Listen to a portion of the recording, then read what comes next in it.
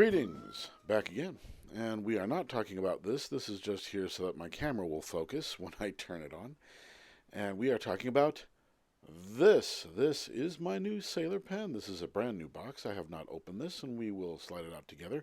Sailor is faced inside the box. That's always a nice little touch. And it's a very nice, very kind of a Japanese box, very simple and very well made. There are no seams. We open it up, and there it is.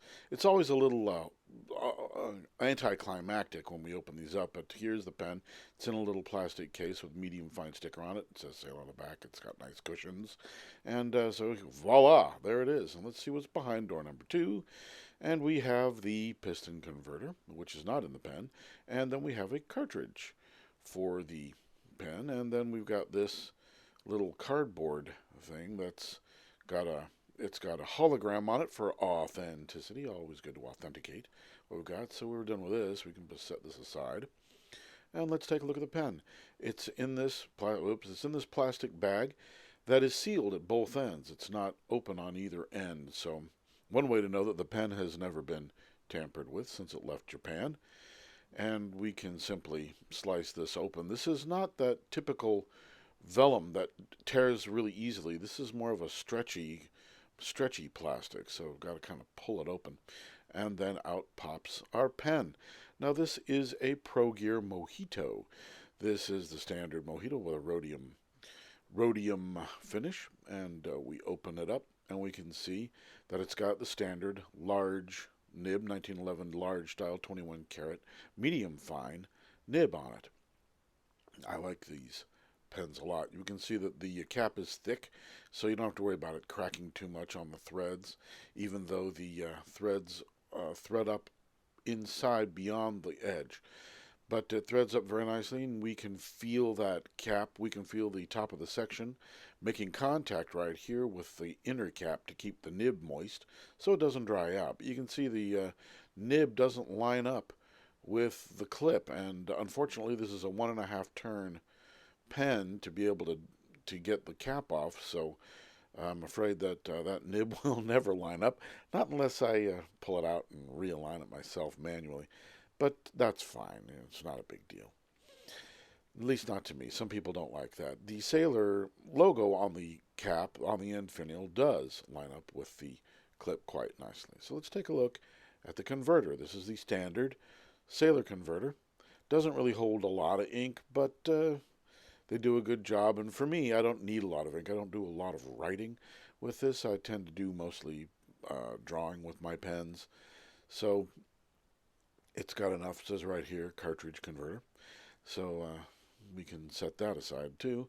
Now these converters have a nice plunger in them that's only a single, it only has a single baffle on the plunger, and they're completely disassemblable, which is nice for maintenance and cleaning. And the pen comes apart nicely. There's a little O-ring here. You can see it through the clear demonstrator body of this pen. And the O-ring meets up against the sides of the barrel instead of the end of the barrel like on a custom 74.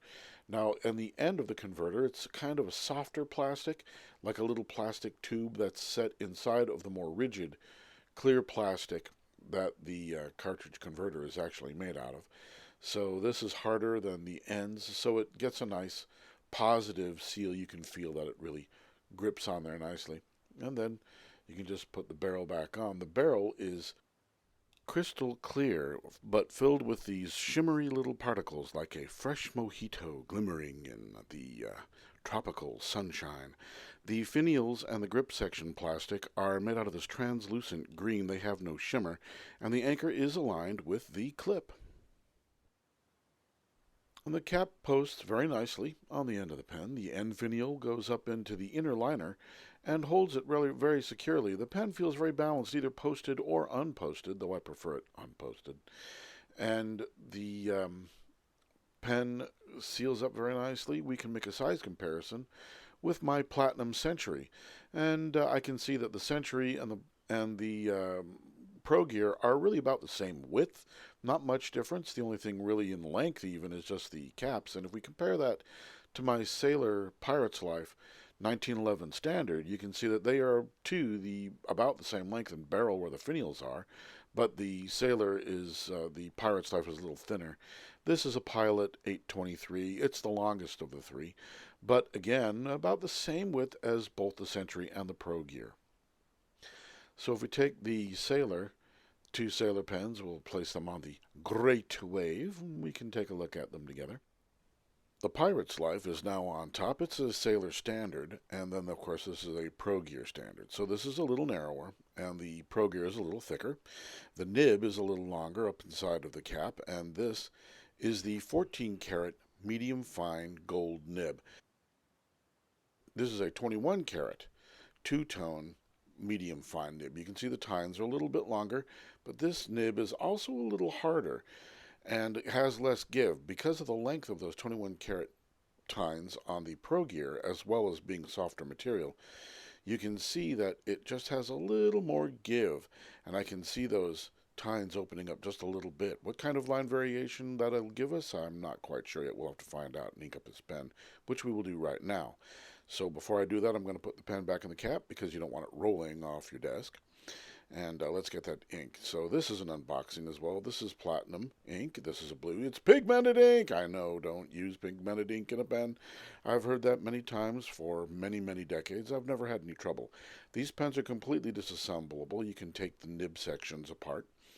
The pens come apart. I'm not going to do that now because it's a brand new pen. But you can get those nib sections completely disassembled, and this is an unboxing of sorts, as I've never opened this particular box of ink.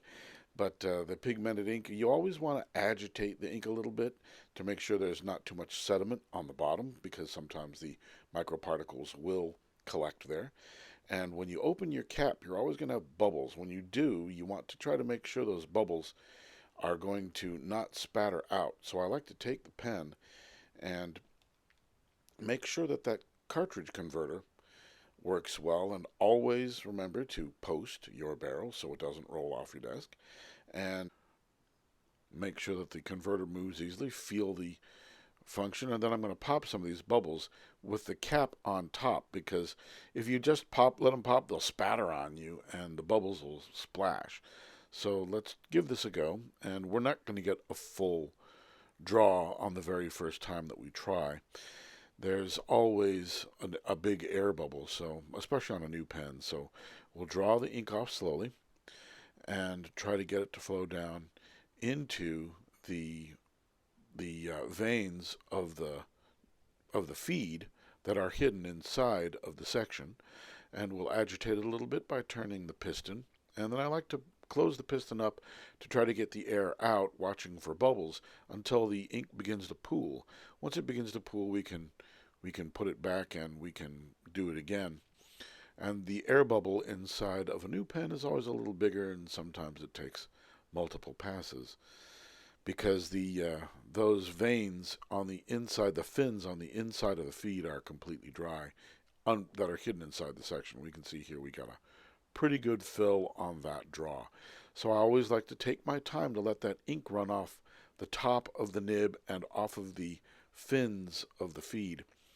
Now normally I would wipe this off, but I'm going to try to put the barrel back on this so that we can kind of get through the whole inking process here. I'm going to use a Kleenex, which is usually not the best item because the paper is so thin. Always remember to cap your ink.